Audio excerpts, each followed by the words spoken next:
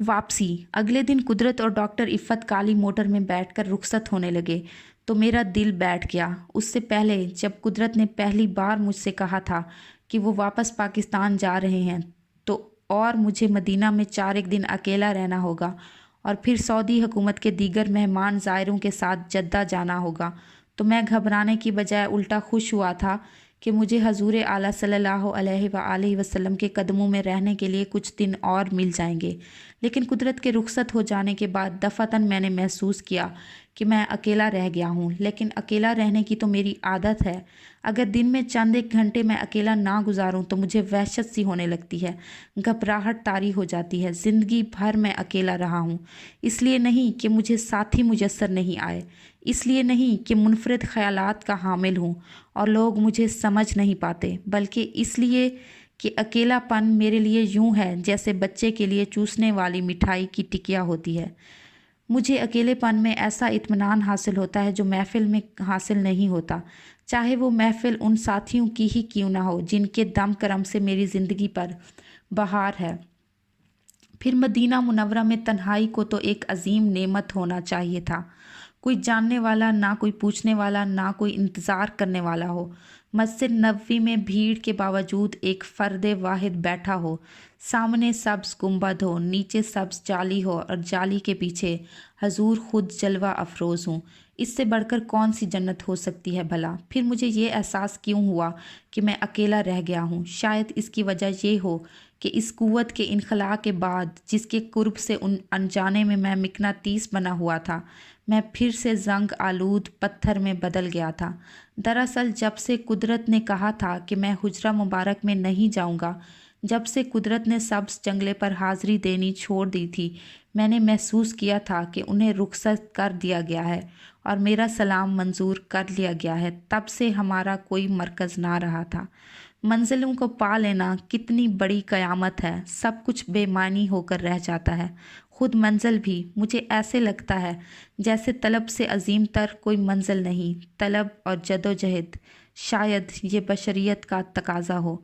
जितनी देर हमारी तवज्जो बाब जब्राइल पर मरकूज़ रही, जितनी देर हमें हुजरा मुबारक में हाज़िरी देने की लगन रही, जितनी देर सब्ज़ जंगले के करीब खड़े होकर हजूर सल्लल्लाहु अलैहि वसल्लम को सलाम करने का जुनून कायम रहा, मदीने का शहर तो क्या सारी कायनात सब्ज़ गुंबद की ओट में दबकी बैठी रही। फिर जब कुदरत को रुखसत कर दिया गया तो उनके लिए हुजरा मुबारक में जाना नामुनासिब हो गया। जब से मुझे एहसास हुआ कि मेरा सलाम कबूल कर लिया गया है तो मेरे लिए हाज़िरी बेमानी होकर रह गई है, क्योंकि मेरी हाज़िरी का मकसद सिर्फ़ एक था कि हजूर आला की खिदमत में सलाम अर्ज़ करूं। दिल का सलाम, रूह का सलाम, सारे वजूद का सलाम। काश के हजूर आला कुदरत को रुखसत की इजाज़त ना देते। काश के हजूर आला सल्लल्लाहु अलैहि वसल्लम मेरा सलाम कबूल ना फरमाते और हम दोनों हर सुबह बाब जिब्राइल खुलने का इंतज़ार करते, हुजरा मुबारक में धक्के खाते और फिर सब्ज़ जंगले को पकड़कर मैं अपने सारे वजूद से उस अजीम तरीन इंसान और अल्लाह के रसूल सल्लल्लाहु अलैहि वसल्लम की खिदमत में सलाम अर्ज़ करता रहता। यूं ही हफ्ते गुज़र जाते, महीने गुज़र जाते, सदियां गुज़र जाती। कुदरत सच कहते हैं। वो कहा करते हैं कि लोगों को इसका शऊर नहीं कि अल्लाह से क्या मांगे, वो बिन सोचे समझे मांगते हैं। उन्हें शऊर नहीं कि किस मकाम को अपनी मंजिल करार दें, जहन में किस चीज़ को मकसद तसव्वुर करें। मैं खुद बहुत बड़ा अहमक हूँ। सरज़मीन हजाज को रवाना होने से पहले अगरचे मैं फ़तार हज में शमूलियत के लिए हाज़िरी देने आया था, लेकिन मेरे दिल में हज की आरज़ू ना थी। मेरे दिल में सिर्फ़ एक आरज़ू थी, एक मकसद था कि खाना खुदा में पहुंचकर अपने अल्लाह के हजूर सीस नवाऊं। मदीना मुनव्वरा में सब्ज़ जंगला को पकड़कर हजूर आला सल्लल्लाहु अलैहि वसल्लम को सलाम अर्ज़ करूं। इससे अजीम तर मकसद क्या हो सकता है, मेरी समझ में आज तक नहीं आया। मेरी दानिस्त में खुशनुदी से बड़ी मांग और कोई नहीं। अल्लाह की खुशनुदी, रसूल सल्लल्लाहु अलैहि वसल्लम की खुशनुदी, बुज़ुर्गों की खुशनुदी और मेरे समझ के मुताबिक हसूल खुशनुदी का वाहिद तरीक़ा इज्ज़, एहतराम, खलूस और मोहब्बत भरा इस्लाम है। अगर सलाम कबूल हो जाए तो हसूल खुशनुदी मुकम्मल हो जाती है। پتہ نہیں کیوں میرے دل میں جنت کی آرزو کبھی پیدا نہیں ہوئی۔ اگر اللہ جنت دے دے تو مذائقہ نہیں، لیکن اس کی آرزو کبھی پیدا نہیں ہوئی۔ دوزخ کا ڈر مجھے شدت سے محسوس ہوتا ہے، لیکن دوزخ سے بچنے کے لیے ثواب کمانے کی آرزو نہیں رکھتا۔ مجھے آرزو سے دکانداری کی بو آتی ہے۔ میرے ذہن میں نیکی، خواہش، ثواب سے بے تعلق چیز ہے، بے مقصد، بے نیاز۔ مجھے یہ آرزو بھی نہیں کہ اللہ والا بن جاؤں، یا بزرگی مل جائے، یا مست ہو جاؤں۔ مجھے مراتب کی طلب نہیں۔ میری دانست میں عام انسان بذات خود ایک عظیم مرتبہ ہے۔ مجھے صرف ایک آرزو ہے کہ میرا رخ مثبت رہے، انسان کی طرف، اللہ کی طرف۔ اس لیے حاضری سے میرا مقصد صرف سلام عرض کرنا تھا، حصول خوشنودی تھا۔ اگر آپ کسی بادشاہ کو سلام کرنے کے لیے حاضری دیں اور بادشاہ کہے جا ہم نے تیرا سلام قبول کیا، تو باقی کیا رہ گیا؟ کچھ بھی نہیں۔ اب آپ کس منہ سے شاہ کے حضور ایستادہ رہیں گے؟ نتیجہ یہ ہوا کہ مزید حاضری کا کوئی بہانہ نہ رہا، جواز نہ رہا۔ لہٰذا مدینہ منورہ کا شہر جو پہلے سبز گنبد کی اوٹ میں دبکا بیٹھا تھا، باہر نکل کر میرے گرد و پیش پھیل گیا۔ مدینہ منورہ خالی میدان رہ گیا۔ مسجد نبوی صلی اللہ علیہ وآلہ وسلم خالی رہ گئی، اور نماز احساس حضوری کی جگہ ادائیگی فرض رہ گئی۔ تکمیل کا اعتبار کس قدر خوفناک چیز ہے۔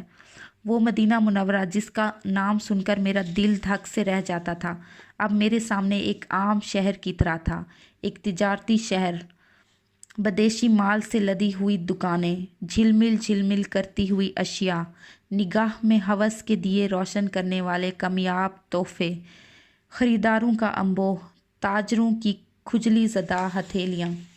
قدرت کے رخصت ہونے کے بعد پورا ایک دن تو میں ہوٹل کے پلنگ پر یوں پڑا رہا جیسے پلاسٹک کے غبارے سے پھونک نکل جائے تو وہ چھچھڑا بن جاتا ہے۔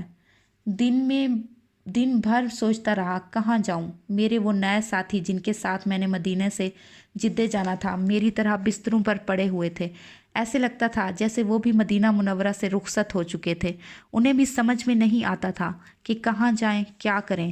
وہ دونوں پڑھے لکھے دانشور تھے، لہٰذا وہ حالات حاضرہ پر تبصرہ کرنے میں وقت گزارتے تھے۔ وہ مدینہ منورہ میں صرف اس لیے مقیم تھے کہ ابھی ان کی 40 نمازیں پوری نہیں ہوئی تھیں۔ پتہ نہیں اس کا کیا ماخذ ہے، لیکن زائرین میں یہ خیال عام ہے کہ مدینہ منورہ کے قیام میں 40 نمازیں ادا کرنا ضروری ہے۔ میرے دونوں نئے ساتھی اس انتظار میں بیٹھے تھے کہ اب ان کی 40 نمازیں پوری ہوں اور وہ جدہ کو عازم سفر ہوں۔ وہ دونوں بیشتر وقت نمازوں کی گنتی میں مصرف کرتے تھے۔ ایک کا خیال تھا کہ وہ مسجد نبوی میں 30 نمازیں ادا کر چکے ہیں، دوسرا کہتا تھا نہیں ہم تو 32 نمازیں ادا کر چکے ہیں۔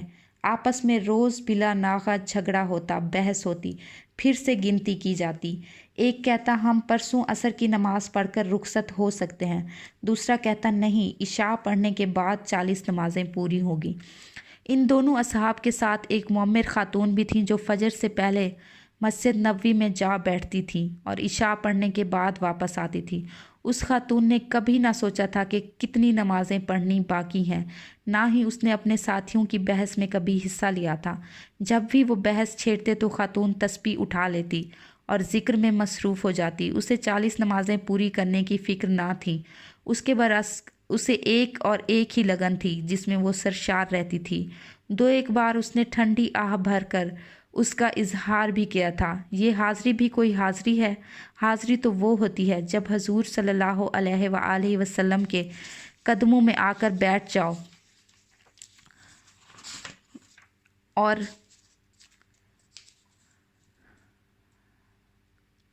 جب تک حضور صلی اللہ علیہ وسلم خود اجازت نہ دیں بیٹھے ہی رہو، 3 ماہ کے بعد اجازت ملے چاہے 1 سال لگ جائے۔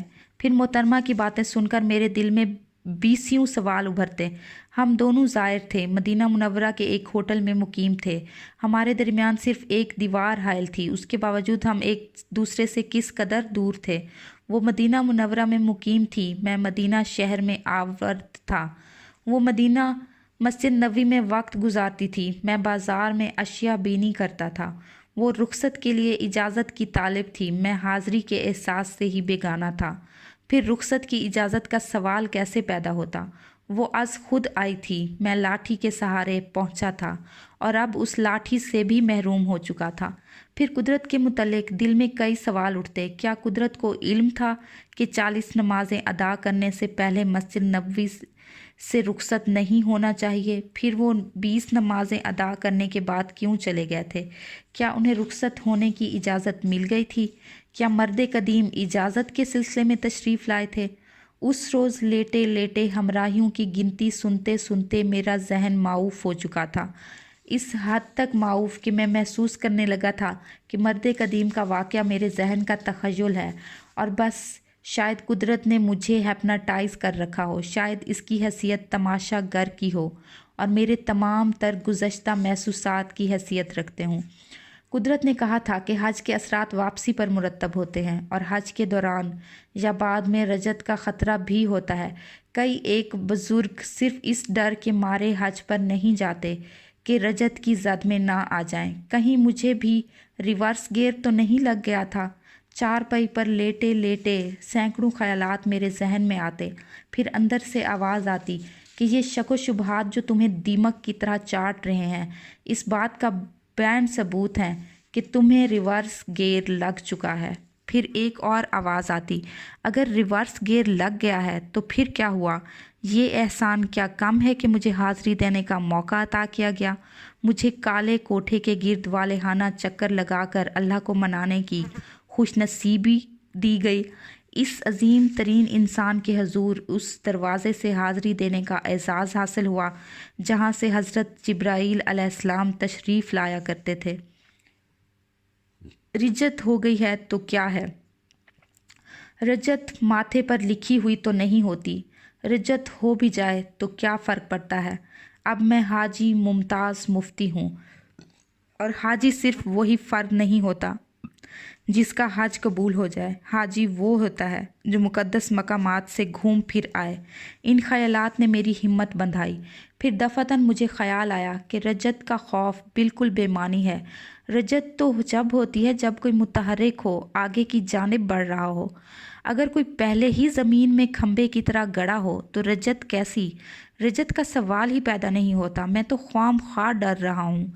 उस दरवेश ने कहा था, जहाँ सोना है वहीं चोर है। मेरे पास सोना छोड़ पित्तल भी नहीं, फिर चोर का ख़तरा कैसा? रहज़न का डर क्यों? अगले रोज़ ये सोचकर मैं उठ बैठा और मदीने के शहर में घूमने फिरने लगा। मदीने की मार्केट की दुकानों ने मुझे देखा तो आपस में खुशी भरी खुसर फुसर करने लगी। फिर उन्होंने ज़ेरे लब तबस्सुम से एक दूसरे के हाथ पकड़ लिए और फिर मेरे इर्द गिर्द दायरा बनाकर रॉक एंड रोल नाचने लगीं। चीज़ें शेल्फों से बाहर निकल आईं और मुझसे गोया आँख मिचोली खेलने लगी और मैं भूल गया कि मैं ज़ायर हूँ, कि मैं हाज़िरी देने के लिए वहाँ मुकीम हूँ। मेरी आमद का मकसद क्या है और मेरी मंजिल क्या है? आह, कितनी अच्छी है ये केतली, इतनी हल्की, इतनी खूबसूरत, इतनी सस्ती। और ये कपड़ा बिल्कुल वही कपड़ा जिसे पहनने की आरज़ू मेरी बीवी अरसा दराज से दिल में रचाए बैठी है। और ये रंग रंग के मनके, मेरी बेटी इन्हें देखकर खिल उठेगी। Thank you daddy. और ये जो फ्रांस के बने हुए जाए नमाज हैं, इनसे मैं अशफाक और बानों को टरखा सकूँगा। बशीर का क्या है? वो तो साधु आदमी है, अलबत्ता मूदी। हाँ, मूदी के लिए कुछ होना चाहिए। मेरे करीबी अजीज़ और दोस्त सब मेरे इर्द गिर्द आ जमा हुए और फिर हम हाथों में हाथ डालकर बाजुओं को झुलाते हुए इस ज़र्क बर्क बाज़ार में यूं घूमने लगे जैसे जाट मवेशी मेले में घूमते हैं। कुदरत के जाने के बाद मैं 2 दिन मदीने में मुकीम रहा। सारा दिन बाज़ारों में दीवाना वार घूमता रहा, चीज़ों की कीमतें पूछता, फिर होटल की तरफ भागता। बॉय एक हाफ सेट चाय और फिर डाइटिंग रूम की मेज़ पर बैठकर अपनी नकदी गिनता, मुमकिन ज़रूरी अखराजात को जोड़ता, कितने पैसे बचेंगे जो मैं खर्च सकता हूँ। फिर चीज़ों की कीमतें जोड़ता। फिर दफ़तन ख्याल आया कहीं जद्दे पहुंचकर कोई हंगामी खर्च ना करना पड़ जाए, कोई टैक्स, कोई फ़ीस, कोई टोल। फिर एक इज़्तिराब मुझे चारों तरफ से आ घेरता। अगर रकम कम हो गई हो तो मैं किससे मांगूंगा? लेकिन अगर कोई हंगामी खर्च ना पड़ा और रकम बच गई तो تو وہ ضائع ہو جائے گی۔ شاید ایسا کپڑا، ایسی کیتلی، ایسی قمیض جدے میں نہ ملے۔ پھر میں اثر نو بازار کی طرف اٹھ بھاگتا اور چیزوں کے انبار کی طرف حیرت زدہ نگاہوں سے دیکھتا، شاید کوئی اور کپڑا مل جائے، ایسا ہی مگر سستا، شاید کیتلی کی جگہ کوئی اور چیز مل جائے۔ دیوانہ وار میں بازار میں گھومتا اور نئی چیزوں کی قیمتیں پوچھتا، پھر وہی ہوٹل بوائے، ہاف سیٹ چائے، پھر سے نقدی گننا، چیزوں کی قیمتیں جوڑتا، ٹھہرو لیکن اگر، اور پھر بازار کی طرف اٹھا دوڑتا۔ بازار میں بھاؤ پوچھنے اور قیمت جوڑنے کے دوران مسجد نبوی سے اذان گونجتی۔ ایک ساتھ کے لیے میں چونک اٹھتا، جیسے مجرم جرم کرتے ہوئے پکڑا گیا ہو اور کچہری کا پیادہ حاضری کے سمن پکار رہا ہو۔ بازار سے مسجد نبوی کی بیرونی گراؤنڈ میں پہنچ کر جائے نماز بچھاتا اور پھر اللہ اکبر کہہ کر وہی نماز داغ دیتا۔ یہ میری پرانی عادت ہے۔ نماز کے دوران میرے ذہن میں دور کی باتیں سوچنے کی صلاحیت پیدا ہو جاتی ہے۔ بھولے ہوئے نام یاد آ جاتے ہیں، بھولی بسری چیزیں یاد آ جاتی ہیں، بڑے بڑے نکتے ذہن میں آتے ہیں، بڑی بڑی گتھیاں سلجھ جاتی ہیں۔ لیکن وہاں تو صرف ایک مسئلہ درپیش تھا، کم نقدی سے زیادہ چیزیں خریدنا۔ اس مسئلے کو حل کرنے کا موزوں ترین وقت نماز تھا۔ نمازوں کے دوران میں اثر نو حساب جوڑنا شروع کر دیتا۔ اگر دکاندار پلاسٹک سیٹ کی قیمت میں سے 5 ریال کم کر دے، اللہ اکبر، پھر میں دوسری چیزیں بھی خرید سکوں گا۔ پلاسٹک کا سیٹ میں اپنی محبوبہ کو تحفہ دوں گا، اللہ اکبر۔ یہاں کے واقف کار کہتے ہیں یہ دکاندار 20 مانگتے ہیں اور 7 پر سودا طے ہو جاتا ہے۔ سامع اللہ لمن حامدہ۔ نماز کا جھٹکا کرنے کے بعد میں پھر بازار میں جا پہنچا اور پھر وہی بھاؤ پوچھتا، نقدی گنتا اور حساب جوڑتا۔ ارے دکان پر بیٹھے ہوئے ایک پاکستانی حاجی کو اعلانیہ حساب جوڑتے ہوئے دیکھ کر دفعتاً میں نے محسوس کیا کہ میں اکیلا نہ تھا، اس شغل میں دوسرے لوگ بھی میرے ساتھی تھے۔ دراصل میری نگاہ حرص سے اس قدر چپ کر رہی تھی کہ میری توجہ صرف چیزوں پر محدود تھی۔ میں نے لوگوں کی طرف غور سے دیکھا ہی نہ تھا، الٹا میں تو لوگوں سے ڈر رہا تھا کہ کہیں ان کو علم نہ ہو جائے کہ مسجد نبوی سے ملحقہ بازار میں ایک ایسا زائر بھی ہے جو یہ بھول چکا ہے کہ وہ مدینہ منورہ میں مقیم ہے، کہ وہ مسجد نبوی سے اس قدر قریب ہونے کے باوجود اس قدر دور ہے کہ اس کا مطمع نظر چیزوں کی خرید و فروخت ہے۔ میں وہاں سبز گنبد کے سائے میں چھپ کر جرم کر رہا تھا اور ڈرتا تھا کہ کہیں لوگوں کو علم نہ ہو جائے کہ میں کیا کر رہا ہوں۔ لیکن پاکستانی حاجی کو سر عام اپنی نقدی کو جوڑتے اور مطلوبہ اشیاء کی قیمتیں جمع کرتے ہوئے دیکھ کر میرے دل سے بوجھ اٹھ گیا۔ اب جو دیکھتا ہوں تو بازار میں سبھی لوگ شغل میں مصروف ہیں۔ میرے دونوں نئے ساتھی جو صرف نمازیں پوری کرنے کی خاطر مدینہ میں رکے ہوئے تھے، عرصہ دراز سے خرید و فروخت سے فارغ ہو چکے تھے۔